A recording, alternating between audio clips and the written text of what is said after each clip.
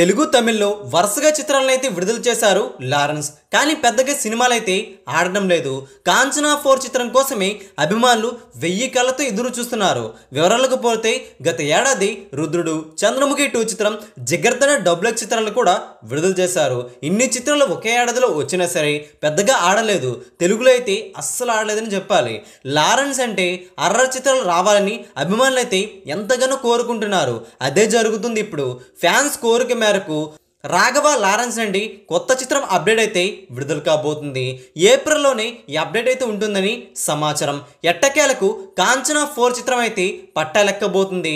ఇప్పటికీ ఈ cinema story కూడా సిద్ధమైందట. కాంచనా 4 చిత్రం నుండి అఫీషియల్ అప్డేట్ వస్తే మాత్రం రికార్డులు బద్దలవడం ఖాయమని చెప్పాలి. సోషల్ మీడియా షేక్ అయిపోతుంది.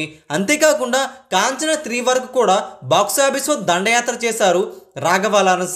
కాంచనా 4 చిత్రం వస్తే బాక్సాఫీస్ దద్దరిల్లడం ఖాయమని చెప్పాలి. మరి కాంచనా 4 చిత్రం సర్వేంగా షూటింగ్ జరపడానికి సిద్ధం చేస్తున్నారు. కాంచనా 4 చిత్రం కోసం ఎదురు చూస్తున్న వారికి ఇది క్రేజీ అప్డేట్ అని చెప్పాలి. ఫ్యాన్స్కి పండగ వార్త అని చెప్పాలి.